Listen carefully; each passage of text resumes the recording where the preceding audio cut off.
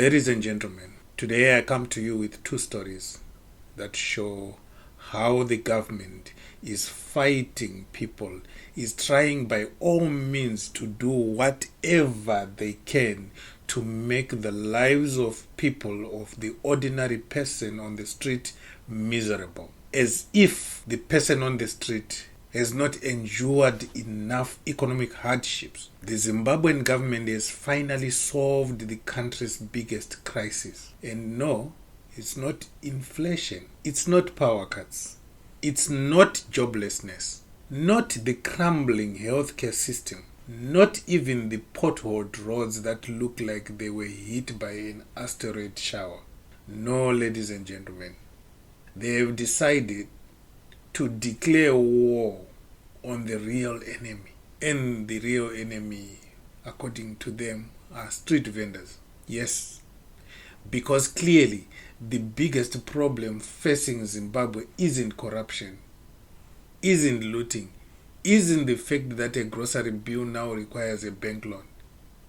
It's the hard-working mother selling tomatoes on the corner to feed her kids. In a dazzling display of misplaced priorities, the city of Harare and the central government are joining forces to launch a full-scale zero vending operation. Because why go after the corrupt fat cats stealing millions when you can go after the women selling airtime to buy a loaf of bread? This is governance at its finest. Ignore the real economic crisis and instead focus on harassing the very people you have forced into the informal sector in the first place. City of Harare Director of Housing and Community Service Admon Cairo proudly announced that the crackdown will be a joint effort between the council and the Ministry of Local Government, and this is starting tomorrow or on the 12th of March, Wednesday. 2025. A joint effort, you say? You'd think they were announcing a military operation to recover stolen billions. But no, their grand mission is to stamp out illegal vending. One can only imagine the high-level meeting that must have taken place. Generals of vending extermination planning their attack, brainstorming ways to make poverty even more unbearable. Perhaps they have designed special anti-vendor tanks rolling through the streets to crush illegal tomatoes under their wheels. This operation comes at a time when unemployment is soaring and formal jobs are about as rare as a Zupco bus arriving on time.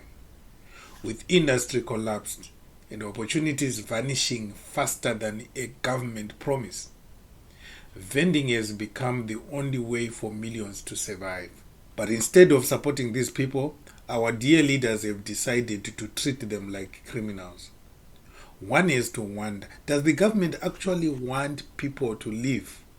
Or is their plan to turn Zimbabwe into a Hunger Games style survival challenge? The irony is rich. If only we could sell it at a profit before the authorities declare irony vending illegal too. This is the same government that has failed to provide basic services, that has let public hospitals turn into death traps, that has normalized 8-hour power cuts, that has made it easier to find gold smugglers than an affordable meal. And yet, here they are, suddenly efficient and proactive when it comes to destroying the livelihoods of the poor.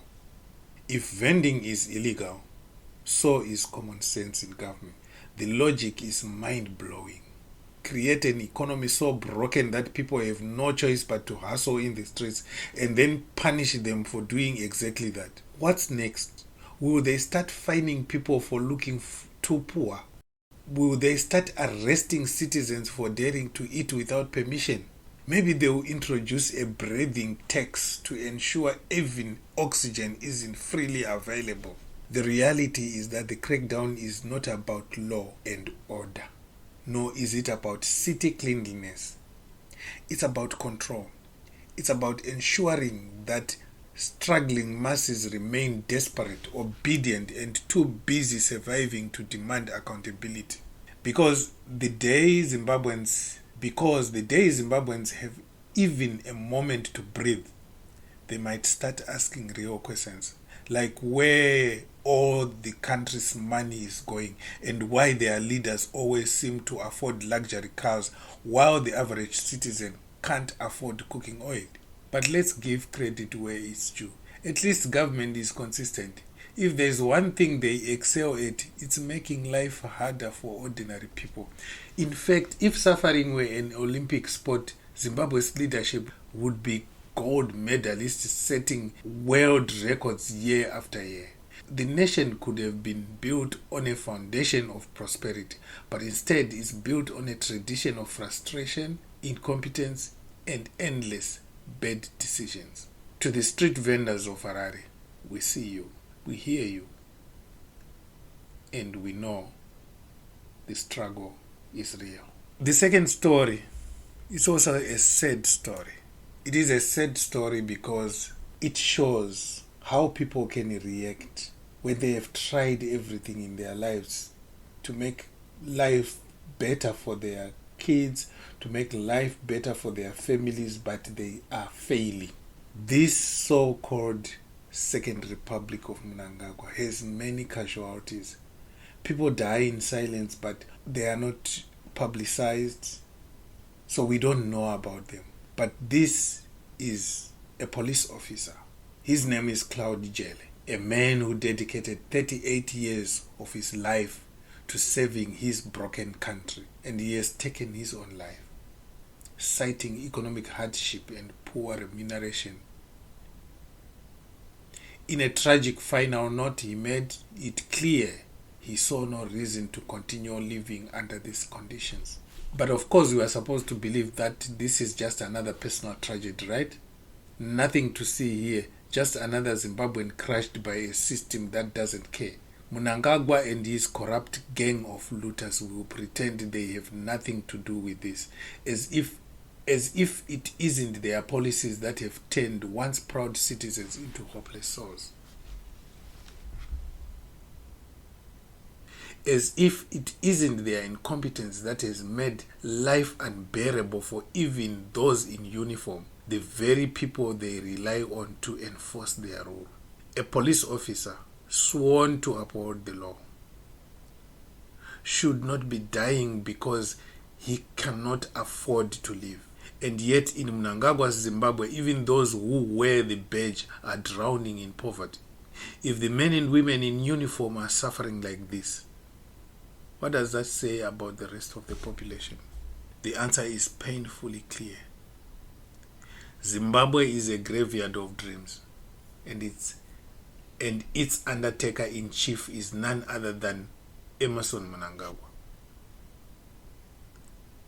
Cloud Jele's death is not just another statistic. It is a loud, damning indictment of this regime. It is this cry of a nation slowly being strangled by a corrupt elite that feasts while the people starve. How many more must die? How many more must lose their lives before Zimbabweans say enough is enough? This is not just about one man. This is about a system that breeds despair. A government that cannot even pay its police officers a living wage, but always finds money for luxury cars and foreign trips. A regime that has mastered the art of oppression, but failed at the basic duty of governance. And yet, the question remains, how long will Zimbabweans continue to endure this suffering? How long before the collective pain turns into action? Cloud Jele has spoken from beyond the grave. The ball is in the court of the living. And to those who continue to support Zimwaves TV and refuse to be silenced, thank you.